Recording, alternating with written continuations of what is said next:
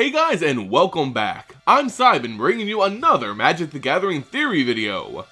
Spoiler season for Magic's latest set, Eldritch Moon, is right around the corner, and while the hour is late, there's still time for a minor prediction or two.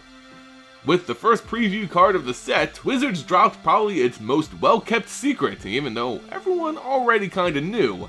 The main baddie of Eldritch Moon is Emrakul, the last Eldrazi Titan, summoned to Innistrad by a disgruntled Nahiri. Now, with this reveal, many are crying that this is going to be another Eldrazi set. We just got out of the Battle for Zendikar block with a huge number of Eldrazi cards, and people were getting kinda tired of it. People are seeing Eldritch Moon as the third and lost set of the previous block, sort of like Emrakul herself. But I look at this in a totally different way. Even though the main baddie is Emrakul, an Eldrazi, that doesn't mean this will be an Eldrazi-centric set. In fact, I'll even go a step further and say that Emrakul will be the only Eldrazi-typed card in Eldritch Moon. How can that be, you ask? BFZ and OGW all centered around the Eldrazi, their mechanics and synergies all tying together to support the tribal. How can Emrakul survive on a world with no other Eldrazi when Kozilek and Ulamog both had huge armies of spawn to fight for them? Well, it all boils down to two things: Emrakul's actual card, and how the strongest Eldrazi Titan actually behaves.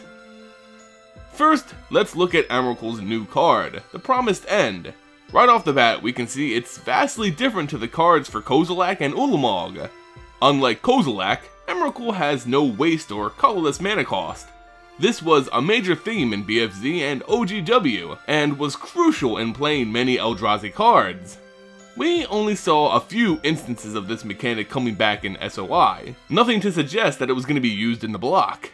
Without wastes, we can safely assume that Innistrad isn't being set up to be another Eldrazi playground. Though Ulamog doesn't require colorless mana, the design of the card is representative of the block it was produced in. It requires some help from supporting Eldrazi cards to effectively play, and works with a number of mechanics seen in those types of cards.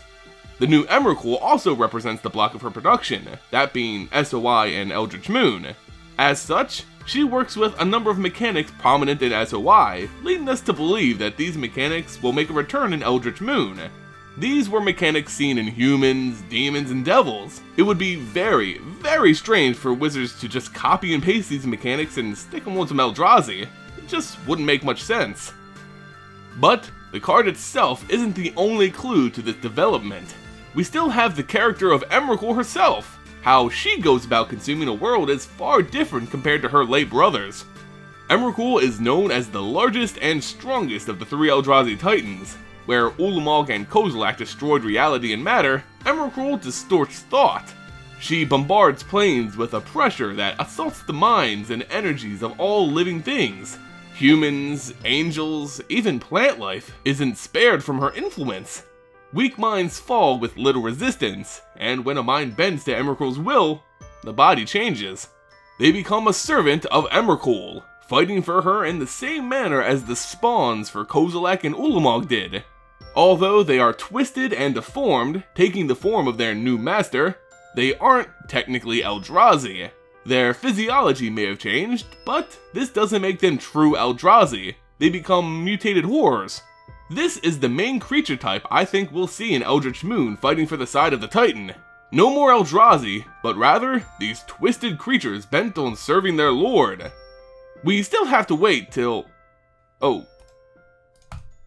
Wait, what do we have here? A new card was just spoiled. I see. Well, throw everything I just said out the window. New prediction! Eldrazi are coming back, but they'll be double-faced horror creatures. Yeah, that seems like a solid theory. With that said, let me introduce you to Hanweir, the Writhing Township, a 7/4 Legendary Eldrazi Ozze. This card on its flip side has haste and trample. Whenever Hanweir, the Writhing Township attacks, put 2 3/2 colorless Eldrazi horror creature tokens onto the battlefield tapped and attacking. And just for the record, my revised prediction came out before this card dropped, okay? So I think we can all agree I was right on this. In all seriousness, this card came out right in the middle of this video, but I felt my prediction still held some weight.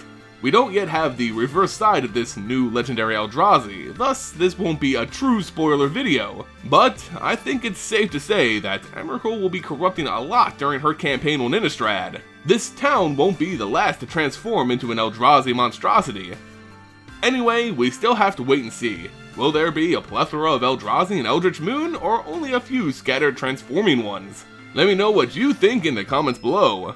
If you enjoyed the video, consider throwing it a like and subbing to the channel to stay up to date on all future Eldritch Moon spoilers, news, and lore. You can also support the channel by checking out my Patreon page and following me on social media. Find links to those in the description below. As always, thank you all so much for watching, and I'll see you next time.